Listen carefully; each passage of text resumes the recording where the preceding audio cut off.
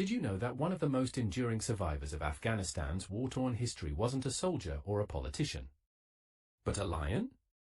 This is the story of Marjan, a king of the jungle who became the king of resilience. Our story begins in the 1970s.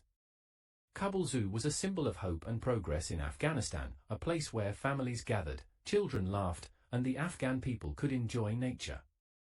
In the midst of this paradise arrived Marjan, a lion gifted to Afghanistan by Germany. But Afghanistan's peace wouldn't last. In 1979, the Soviet Union invaded, plunging the country into decades of conflict.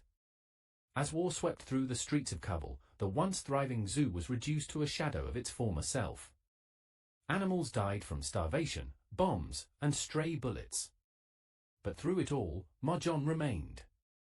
And then came the fateful night that made Marjan a national symbol. In 1993, a Mujahideen fighter, perhaps feeling invincible, decided to show off by jumping into Marjan's cage. The lion, doing what lions do, defended his territory, and the man lost his life. In retaliation, the fighter's brother threw a grenade into the cage. The explosion blinded Marjan and left him with horrific injuries. His days as the king of the Kabul Zoo would never be the same. Blinded, toothless, and barely able to move, Marjan wasn't just a wounded animal, he became a living testament to survival.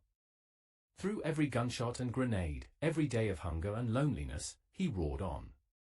His roar became Afghanistan's roar, a symbol of their own resilience through decades of war. Marjan's story began to spread, touching hearts all over the world. Donations flooded in to help the zoo, and journalists flew in to document his incredible tale.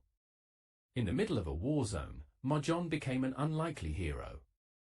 By the late 1990s, Marjan was no longer just a local hero. The world heard his roar, and they responded. Donations came pouring in, funding repairs to Kabul Zoo, and keeping Marjan and the surviving animals alive. International aid groups sent food, supplies, and medical care. Even the Taliban, known for their harsh rules, respected Marjan and left him unharmed during their visits. Marjan lived until the ripe old age of 25, far beyond the average lifespan of a lion in captivity. His body was frail, but his spirit never wavered. When he passed away in 2002, just months after the fall of the Taliban, Afghanistan mourned the loss of its most resilient hero. But Marjan's legacy didn't end with his death. His story lives on in the hearts of Afghans, in books, plays, and films.